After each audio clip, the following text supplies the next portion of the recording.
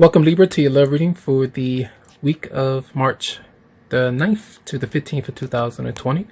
So we do have here Monday there will be a full moon, and it will be in the sign of Virgo, which activates your 12th house of endings, new beginnings, the subconscious, psychic ability or clarity that might come through. Your intuition can be heightened at this time, but it's amazing how the cards match up with the astrological events that's coming through, because you're the first sign that kind of got these kind of combinations here. They're not really that bad, but I see extreme frustration at times. It's almost like as you stop worrying about someone so much, where there could have been extreme worries and thoughts about maybe an ex-partner and things that you didn't like as you release that person. And sometimes it's also a person reminding you of someone else, where you've made a decision to actually step away into new territory, but there's a lot of extreme frustration and pent-up emotions as you think about what happened to the past and feeling like it's going to happen again with somebody else that I'm dealing with. So it could be a fire sign that some of you have been dealing with, but it's like I'm getting over things, that the intensity is there, that I make the right decision. Am I going to run into these same things again? And will we ever get over the vengefulness or the things that we have towards each other? Are we going to be able to let those things go? So I feel here is an energy of intensity.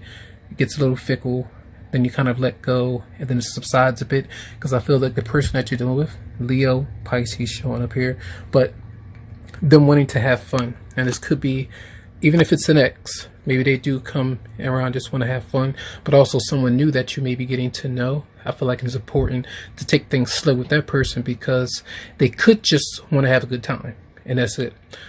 And in order for you to know that, you got to be patient with it. And if there are any red flags, pay attention to them, but don't stress out or worry over it. Allow that to subside, but just weigh up the pros and cons as you start to get to know someone slowly. All right, so there are some good vibes coming with the other person, but it seems to be like the universe wants you to have more fun with that person, because that's what they're bringing towards you. So release your ex. The time has come to clear your energy. Pay attention to the red flags. The signs are cautioning you. If there's an ex, I don't tell people what to do. Be open to that connection, but if you feel like it's something that you've done over and over again, maybe it's time to move on. And you're the only one that really can know that for sure. And then we have give your relationship a chance, work on your partnership. That is what that energy is. So for some of you, Monday and Tuesday, it seems like a standstill, like an energy allowing bygones to be bygones and allowing that space and to see what happens. All right, so don't give into that tower moment. This reminds me of the tower energy of sexual frustration, or doing something with someone else because you're not intimately involved with someone that you want to. So try to be patient Monday and Tuesday. Very interesting that there are a few combos that repeat for many signs throughout the week. The Hierophant in reverse, I believe Scorpio had that, as well as what's another sign. But this is an energy of not really wanting to deal with people, places, things that require some kind of some collaboration, whatever that might be, even if it's with a romantic partner. This is going through a divorce, and some of you like, I just don't want to commit right now, and I'd rather just spend my own money and do my own thing, and that's how it's going to be right now. That's the attitude that you may have. It doesn't mean that it can't change, but I feel Wednesday through Friday that this energy of the Wheel of Fortune is something that you may be fortunate enough for money to come by, but just as it comes through, you might spend a lot.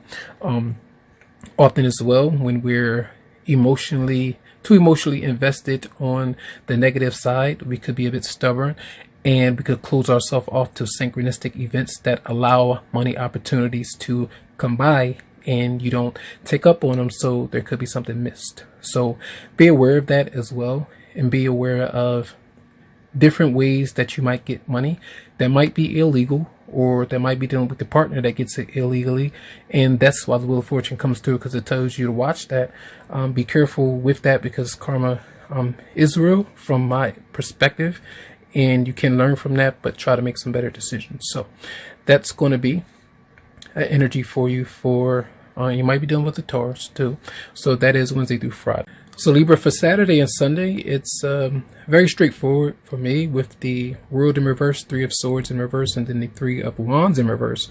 All threes could have been a third party situation, but still the energy of trying to let go, doing your best to heal as you close out certain chapters. And these things can happen for years, sometimes months, but taking the time that you need. And it's almost like you have this on your left with the energy of someone from the past where you're trying to release that energy, but then there's a new relationship that could happen, but you might not be ready, or the other person may not be ready, because there's still obstacles in the way, a lot of doubt with being able to move forward into new territory or getting to know someone new, and maybe just trying to find a replica of someone from your past. Like you're trying to find someone that really looks like an ex, they act like that person.